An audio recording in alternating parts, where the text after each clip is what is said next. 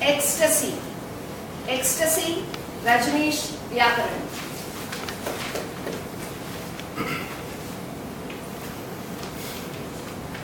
Shriman-Narayana, Shriman-Narayana, Shriman-Narayana-ni Shripadame Sharanu.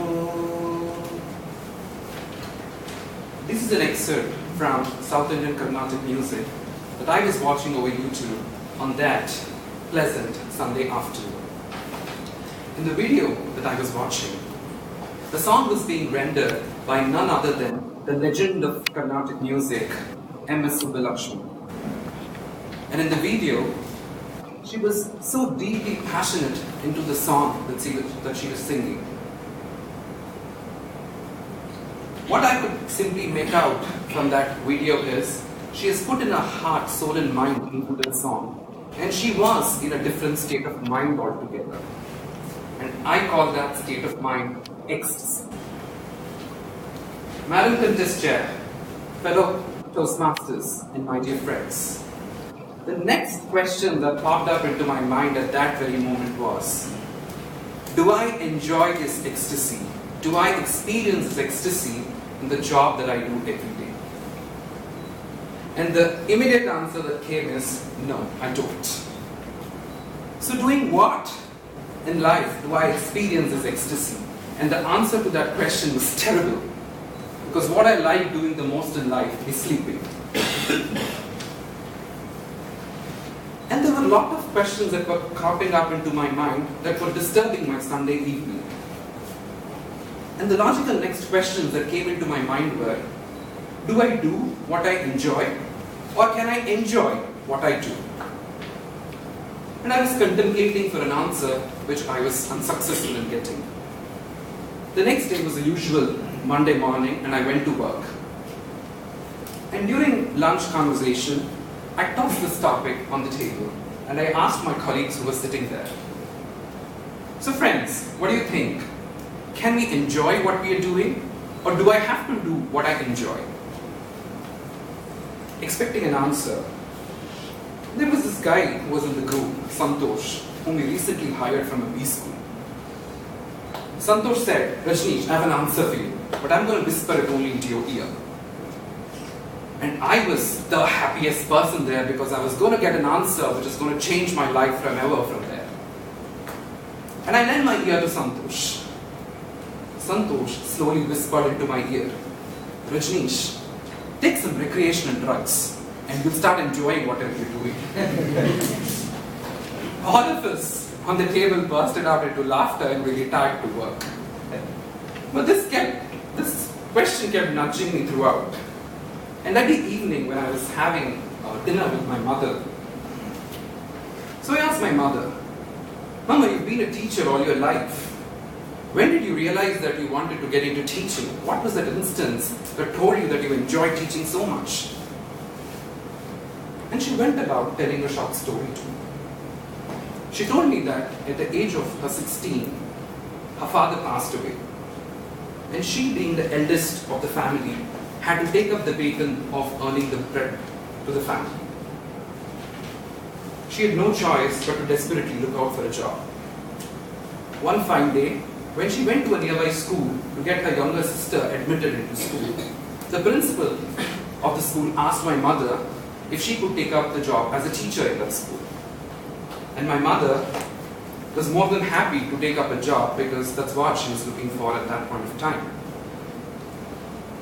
And the next day, in her usual attire, which was a half sari back then, she went to the school and into the class. None of the children in the class could relate to her as a teacher.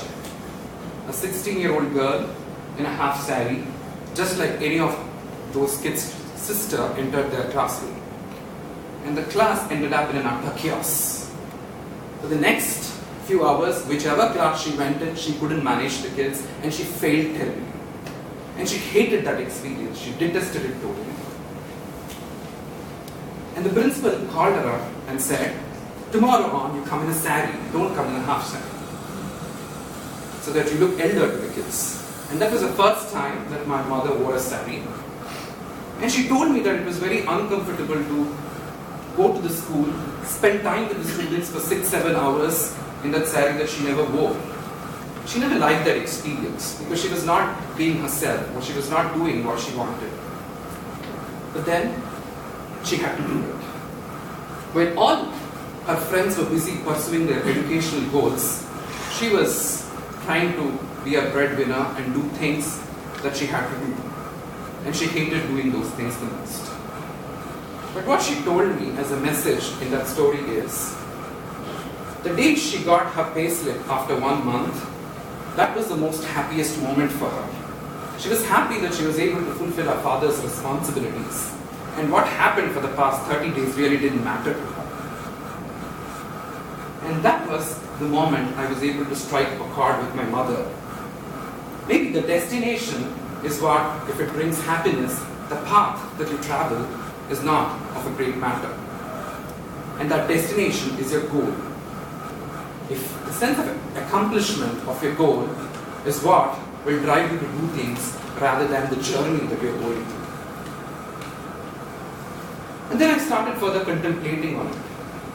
And I was watching a video on NDTV. There was a show on military people who are in Siachen Glacier. A soldier had to stand for about 7 hours at a post in an extreme temperature in Siachen Glacier. He's doing that not because he likes standing in that extreme temperature. No human would like to stand in that extreme temperature. But he's doing because he's got a greater purpose. His purpose is to protect the nation. And that is making him stand and protect the nation. So friends, next time you're tasked with a job which you didn't want to do or which you don't like doing, ask this question to yourself. Why am I doing this? And if you have a strong reason that you are able to identify with it, go ahead and do it. Because that reason of accomplishment is going to help you through that process. And this was the reason enough for me to get back to work and then enjoy the process, because that is what is helping me provide my family.